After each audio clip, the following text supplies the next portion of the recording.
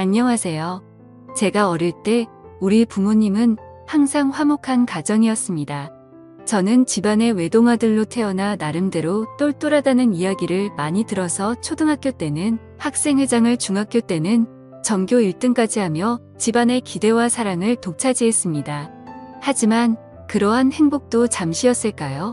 학원을 마치고 아버지를 만나 집에 돌아오던 도중 술에 취한 운전자가 차를 몰고 저를 향해 돌진하였는데 저는 굳어버리고 말았고, 아버지가 저를 밀쳐내다가 발을 다쳐서 제대로 못 쓰게 되셨습니다. 저희 아버지 취미가 철인 3종 경기였습니다. 그토록 건강하고 활발하셨던 아버지는 그날부로 한쪽 발을 제대로 못 쓰게 되셨고, 제가 알기로는 허리와 하반신까지 장애가 생긴 걸로 알려져 있습니다. 거기다 엎친 데 덮친 격으로 사고를 낸 운전자가 홀로 사는 가난한 사람이다 보니 아버지 사고에 대한 보상금을 전혀 받을 수 없었고, 운전자는 그대로 감옥에 들어갔습니다. 그렇게 집안의 가장이던 아버지가 일을 못하기 시작하자 집은 점점 빚의 수령에 빠져들었고, 아버지는 그런 와중에도 어쩔 수 없이 뭐라도 하겠다며 일을 하러 다니셨습니다. 장애인이 되고 나서 다니던 회사를 그만두고 아버지는 수액을 맞아가면서 일하시던 아버지를 보고 엄마의 히스테리가 점점 심해지더니 결국 엄마도 쪼들려가는 가정 사정 때문에 밖으로 나가 돈을 벌기 시작했습니다. 저도 더 이상 옛날처럼 공부를 위해 학원을 마음 편히 다닐 수가 없게 되어서 집에서 혼자서 공부를 하고 살았었지요.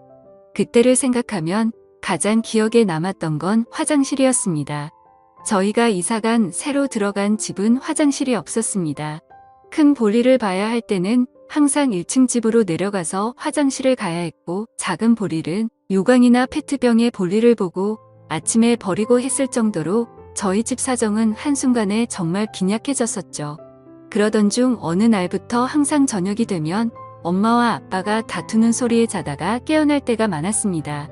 알고 봤더니 엄마가 남자가 생긴 거더라고요. 아빠의 하반신 장애로 인해 부부관계가 불가능하자 외로워서 그랬다는 이유로 바람을 피웠고, 엄마는 이제 가난도 지긋지긋해서 못 버티겠다면서 저희를 버리고 집을 나갔습니다. 아직도 또렷하게 기억하는 것은 저희 아버지가 바람을 피우고도 뻔뻔하게 나가는 엄마를 부여잡고 저를 데려가라고 부탁했습니다. 적어도 장애인인 자기보다 더 잘 키울 수 있지 않겠냐는 말에 저를 한번 쓱 쳐다보더니 만나는 남자가 애 딸린 거 싫어한다면서 뿌려치고 나가던 그 모습이 어제 일처럼 생생합니다. 아빠는 울면서 저에게 말했습니다.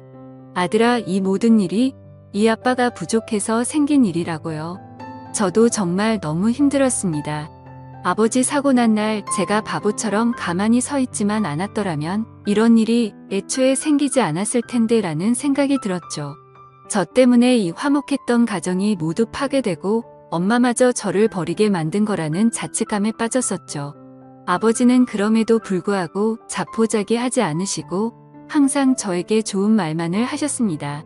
누군가를 미워할 시간에 자기 자신을 탓하고 그걸로 발전해야 한다고, 남을 탓하고 제자리에 머물러 있으면 절대 사람이 발전할 수 없다던 아버지.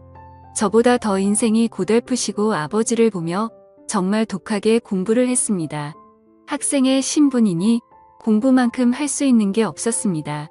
아버지가 어렵게 벌어오신 돈으로 저는 코피를 줄곧 흘리면서 죽을 힘을 다해 공부를 하였고, 쉬고 싶고 놀고 싶을 때마다 항상 아버지와 저를 벌레처럼 쳐다보며 떠나던 엄마의 눈빛을 떠올렸습니다. 그렇게 고등학교에서도 최상위 성적을 유지한 저는 수능 시험에서도 높은 점수를 받아 서울 최상위 대학교에 진학하게 되었습니다. 그때부터라도 아버지께 폐를 끼치고 싶지 않았기에 저는 과외를 하며 제 학비와 생활비를 충당했습니다. 군대는 생계곤란 사유로 면제를 받게 되었고, 그렇게 학교를 남들보다 일찍 졸업하여 기업에 입사하게 되었습니다.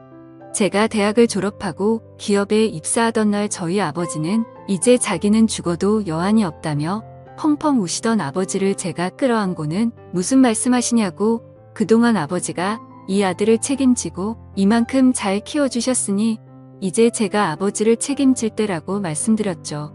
그때도 제 스스로 대학을 졸업하고 취직할 때까지 연애는 안 하겠다고 마음먹었던지라 그 결심을 지켰습니다. 그렇게 기업에 입사 이후 저도 이제는 여자들에게 관심을 가지게 되었고 아버지도 이제 대기업에도 취직하고 했으니 여자들도 좀 만나고 결혼도 해서 손자라도 안겨달라며 웃으면서 말하시더군요. 그때부터는 저도 삶의 여유를 가지고 일을 하며 누군가를 만나기 시작했습니다. 정말 공부에 집중할 때도 제가 원하지 않아도 여성들이 다가와 호감을 표현했습니다. 제 입으로 말하기 쑥스럽지만 나름 인기가 있었던 것 같네요.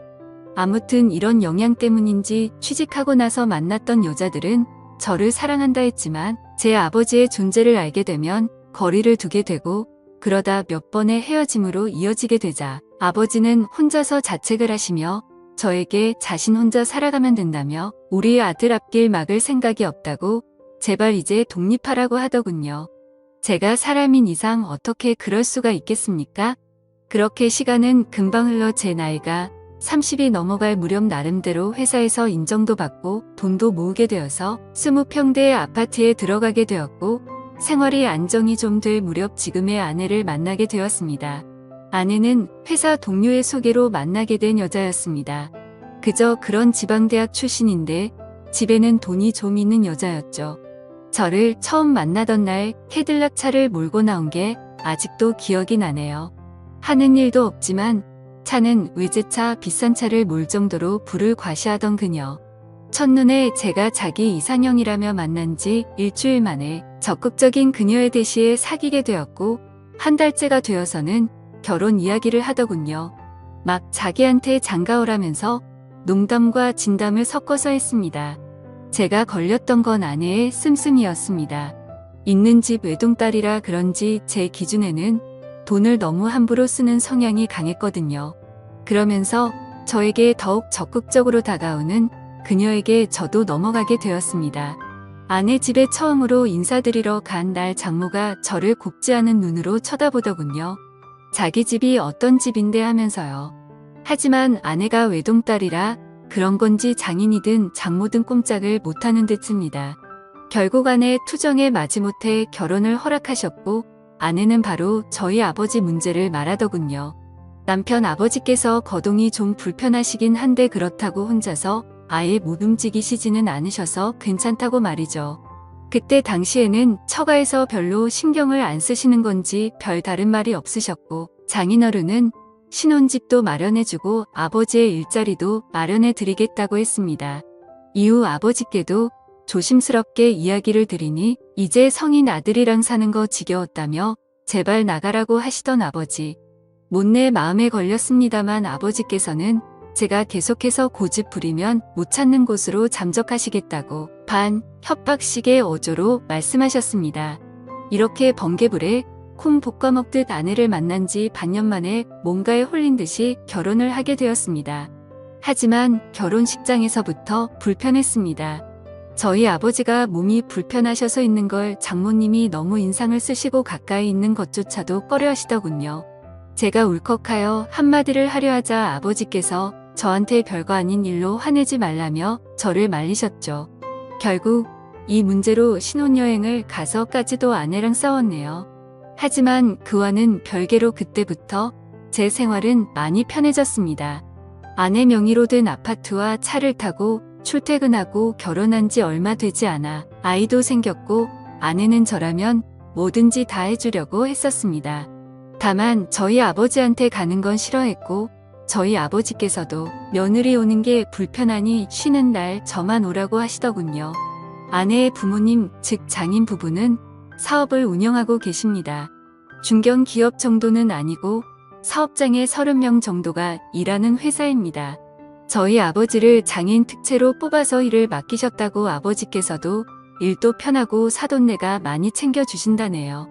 그런 생활이 익숙해갈 무렵 제 아내는 점점 변해가더군요. 조그마한 일에도 화를 내고 제가 다툼이 싫어 대화를 피하고 조심하기 시작하니 그때부터 트집을 잡아 성질을 내더군요. 그러다 말다툼이 일어나 싸우게 되면 제가 화가 나서 집 밖으로 나가려고 하면 집키랑 차키랑 돈이랑 싹 다 모두 내놓고 나가라고 합니다. 무슨 소리냐니까 주변 한번 둘러봐보라고. 여기에 네 거 하나라도 있냐고. 집도 내 집이고 차도 내 차고 돈도 니네 아버지랑 너 먹여 살린다고 쓴 돈이 얼만데 다 내놓고 나가라고 소리치더라고요. 그러면서 이죽거리며 하는 말이 가관이었습니다. 네 주제에 지금 어딜 간다고? 그냥 내 밑에서 내가 시키는 대로 따르라고 하더군요. 자기한테 이렇게 함부로 대하면 곤란할 거라며 협박하던 아내의 이유를 알고 보니 결국 바람이 난 거였습니다. 자기 말에 쩔쩔매는 저에게 남성의 매력을 못 느끼고 바람을 폈던 거죠. 조용히 알고 보니 남자를 무려 1명도 아니고 2명도 아니고 3명을 만나고 있더군요. 그 사실을 알게 되고 나서 아내에게는 아무것도 모르는 척 행동하면서 이혼을 결심했고 장인 회사에 찾아갔다가 저는 더욱 충격적인 장면을 목격하고 말았습니다. 장모가 저희 아버지에게 소리를 지르는 것도 모자라 뺨을 때리는 것이었어요. 그러면서 일을 이따위로밖에 못하냐며 머리 검은 짐승을 기어코 거두었더니 역시나 어쩌고 저쩌고 하더군요. 그 자리에서 제가 너무 화가 나 바로 달려가서 장모의 손을 잡고 밀쳤더니 땅바닥에 넘어져 엉덩이 뼈에 금이 갔다고 하더라고요. 그런 장모를 내팽겨치고 아버지를 모시고 데리고 나와 어떻게 된 일이냐며 물었더니 자신이 잘못한 일이라며 말을 아끼던 아버지. 그 뒤에 회사 직원들에게 물어보고 알아보니 장모는 저희 아버지가 밤늦도록 일을 해도 장애인이라고 무시하고 멸시하다가 급기야 손찌검까지 그랬다네요. 저는 아버지를 보며 울면서 왜 여태껏 저한테 말하지 않으셨냐고 했더니 자기로 인해 제 인생이 더 나빠지는 걸 원치 않으셨답니다. 그 말씀을 하시던 아버지 말에 저는 정말 너무나도 죄송스러웠습니다. 아버지는 혹시나 자신이 이런 일을 당한다고 알리면 제가 장모에게 대들 것 같았고 제 결혼 생활이 파탄이 날까봐 걱정해서 그런 말도 못하고 모든 게 그저 아들한테는 좋다고 하신 거였죠. 저는 그것도 모르고 아버지 생각한다고 참고 그 더러운 아내와의 결혼 생활을 견디고 살았으니 두 부자가 한 집안에 노란한 거였습니다. 결국 분노에 찬 저는 이혼 소송과 아내의 3명의 남자들에게 상간남, 위자료 소송을 청구했고 장모를 장애인 학대죄로 고소했습니다. 그래서 지금은 거액의 합의금과 위자료를 받아 아버지와 둘이서 살게 되었네요. 지금 돌이켜 생각해보면 저희 부자 인생에 있어서 여자랑은 참 운이 지지리도 없나 봅니다. 지금까지 제 사연을 읽어주셔서 감사드립니다.